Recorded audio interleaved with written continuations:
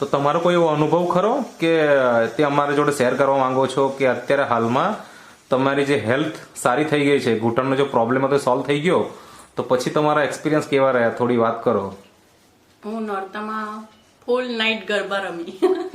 નમસ્કાર દર્શક મિત્રો, આજે આપણે એક એવી બેનનો ઇન્ટરવ્યુ લેવા માટે જઈ રહ્યા છે કે જેમને શરીરમાં કંઈક તો સમસ્યા હતી. હવે સમસ્યા શું હતી, એમનું સમાધાન કેવી રીતે મળ્યું, તો આપણે એને વિશે આપણે એમની પાસેથી જ જાણકારી આપણે મેળવશું. તો સૌપ્રથમ તમારો પરિચય આપજો. શું નામ છે તમારું? વર્ષા નરેશ બોરસે. વર્ષા નરેશ બોરસે. બોરસે. અને તમારું? નરેશ બારીકરા બોરસે. હા. અને તમારું આમ અહીંયાનું એડ્રેસ? દક્ષિણ ફળી રણછોડિયા મંદિર. ઓકે. અને મતલબ ગામ કયું કહેવાય? સોનગઢ. સોનગઢ. એટલે ડિસ્ટ્રિક્ટ કયો? સોનગઢ. તાપી.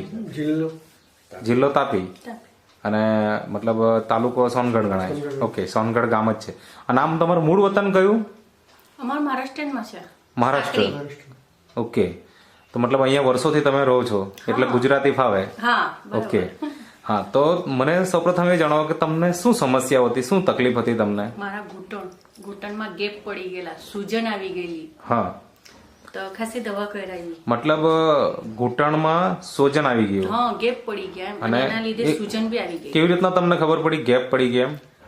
હું પેલે દવાખાનામાં ગઈ, પછી એમણે કીધું એક્સરે પડાવવો પડશે. તે એક્સરે પડાવ્યો તો એમાં ખબર પડી કે ઘૂંટણમાં ગેપ પડી ગયા. હા. ઓઇલિંગ નહીં થતી હતી એમ. અચ્છા. એટલે જ્યાં તમે મતલબ ડોક્ટર પાસે ગયા હશે ત્યાં એક્સરે કરાવ્યો અને ત્યાં એમને ખબર પડી કે ઘૂંટણમાં અંદર ગાદી ઘસાઈ છે, ગેપ છે. બરાબર. બીજું સોજો આવી ગયો હતો? સોજો તો વધારે જ હતો. હા. અને બીજું શું તકલીફ થતી? ચાલવામાં કે આમ? ચાલવામાં એમ કોટ અવાજ આવતો હતો. ઓહો. એટલે ચલાતું નહીં હતું અને એમ બેસાતું બી નહીં હતું. એમ એનો ઊભું નહીં રવાય વધારે. અને એના કારણે મને વીકનેસ પણ બી વધારે આવી ગયેલું. એમ ઘરનું કામ બી ને પૂરું પડતું હતું મારથી. હું પહેલે જેટલું વધારે કામ કરતી હતી હમણાં નહીં થતું હતું. હું થોડુંક ઊભી રહું, રોટલી વણું તો બેસી જતી હતી. એટલે આટલો દુખાવો થતો હતો મને. બરાબર છે. તો એની કોઈ ટ્રીટમેન્ટ તમે શરૂઆત કરી કે નહીં? મતલબ કેટલા સમય થયા તમને તકલીફ હતી? આ 1 મહિનો. 1 મહિનો મતલબ થયો? હા. અને 1 મહિનામાં જ તકલીફ વધી ગઈ? બરાબર. પહેલા કઈ એવું હતું નહીં? હા, પહેલા કઈ હતું નહીં એમ. હા. તો મતલબ કે 1 મહિનામાં તમને તકલીફ એટલી બધી વધી ગઈ કે ચાલવામાં પણ તકલીફ, ઊભું રહેવામાં તકલીફ. બરાબર ને? મતલબ રસોઈ બનાવવામાં તકલીફ. તો પછી આવું જયારે થાય તો પછી આપણે દરેક લોકો એવું વિચારતો હોય કે આપણે કઈક ટ્રીટમેન્ટ કરાવીએ. તો તમે કોઈ ટ્રીટમેન્ટ કરાવી ખરી? હા, વ્યારામાં એકલવ્યમાં ગયેલી. અચ્છા. તો એની દવા હું ખાસે 15 દિવસ લીધી પણ મને કઈ આરામ પડતો નહીં હતો. તો હું એમને કીધું કે મને કઈ દુખાવ સહન નથી થતો, તમે આજુ બીજું દવાખાનું જોવો ભાઈ. તો એમણે કીધું કે મારા છે એક ફ્રેન્ડ કપિલભાઈ તરીકે, અમે ક્રિકેટ રમવા આવતા છે. એમને મેં કીધું તારી તકલીફ, એ આવશે આજે તને મળવા, પૂછશે તો તું કહી દેજે એમ કે શું થતું છે. તે ખાલી મને એક જ ક્રીમ આપેલી લગાવવા માટે. Okay, 1 minute. કે જે કલ્પેશભાઈ ની વાત ચાલે છે અહીંયા બાજુમાં બેસેલા કલ્પેશભાઈ છે, બરાબર ને? એ અને તમે બંને ક્રિકેટ રમો સાથે? એક જ ટીમ કે અલગ ટીમ? એટલે મળીને રમે. અચ્છા. મતલબ કે તમે બંને સાથે રમો છો અને એ તમારી ઓળખાણ અને એમાં તમારી વાતો થઈ કે તમારી વાઈફ ના પ્રોબ્લેમ છે અને એ સમસ્યા જણાવી એટલે કલ્પેશભાઈએ પછી તમને શું આપ્યું? મને આ ક્રીમ આપી. આ જે ક્રીમ છે આ નેટસપ કંપનીની મસ્ક્યુલર પેઇન ક્રીમ છે, બરાબર? જે મસલ્સના પેઇન હોય કે કંઈ પણ પેઇન હોય તો એને સાજું કરે છે, તાત્કાલિક રિલીફ આપે છે. એના માટેની આ પ્રોડક્ટ છે. આ લગાવ્યા પછી શું થયો ફાયદો તમને? મારા આ ક્રીમ થી સૂજન ઉતરી ગઈ અને દુખાવો બી બંધ થઈ ગયો. હા. એટલે કેટલા સમયમાં તમને રિઝલ્ટ મળી ગયું? 2 દિવસમાં. 2 દિવસમાં? 2 દિવસ. તો કેટલા દિવસમાં કેટલી વખત તમે આ લગાવતા? 3 વખત લગાવેલી. 3 વખત લગાવેલી. હું પેલે નાહીને પછી ક્રીમ લગાવી લેતી હતી, પછી બપોરે આરામ કરતી ત્યારે ક્રીમ લગાવી લે, પછી રાતના સૂતી ટાઈમે. ઓકે. એટલે 3 વખત તમે લગાવતા અને તમને બીજા દિવસે એનો ફાયદો થઈ ગયો? બીજા દિવસે સૂજન ખાસી ઉતરી ગઈ. સૂજન ઉતરી ગઈ? સૂજન ઉતરી ગઈ. બરાબર. અને દુખાવામાં બી રાહત હતો. હું પછી કન્ટિન્યુ 2 દિવસ લગાવ્યું ને, ત્રીજા દિવસે મને રાહત મળી. એમ દુખાવો બંધ થઈ ગયો એમ. બરાબર છે. તો મતલબ કે તમને આ ક્રીમ થી આટલો ફાયદો થઈ ગયો. હવે અત્યારે હાલમાં તમે કશે આમ ચાલવું હોય તો આરામથી ચાલી શકો? હા જાઉં ને, હું બહાર જાઉં છું, બજારમાં જાઉં છું, ફરવા જાઉં છું, એમ ચાલીને જાઉં છું, એમ મતલબ પહેલા જે આપણી લાઈફ હતી એ ટાઈપની પાછી થઈ ગઈ? પહેલે થઈ ગઈ. મતલબ કે તમે કીધું કે એક મહિના માટે જે તમને તકલીફો આવી બહુ જ ગઈ હતી. એમાંથી અત્યારે એકદમ પૂરી રાહત થઈ ગઈ? રાહત થઈ ગઈ. તો એ શેના કારણે? બીજું વસ્તુ તમે શું વાપર્યું નેટસપનું? એ થોડી માહિતી આપો. જોઈન્ટ કેર, જોઈન્ટ કેર છે, હા. પછી બીજી વસ્તુ પછી ડિટોક્સ, ઇઝી ડિટોક્સ, હા.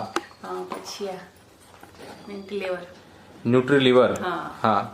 અને બીજું એની સાથે આ પાવડર જ્યાં 2 ટાઈમ પીતી હતી. અચ્છા, આ નેચરામોર ફોર વુમન જે બહેનો માટેનો પાવડર છે, એક ન્યુટ્રાસ્યુટિકલ છે, બરાબર? આ કોઈ મેડિસિન નથી. ના, અને આ વસ્તુ તમે રેગ્યુલર ઉપયોગ કર્યો? કેટલા મહિના થયા વાપર્યું ને? આ હું 3 મહિનાથી ઉપયોગ કરતી છું. 3 મહિનાથી વાપરો છો.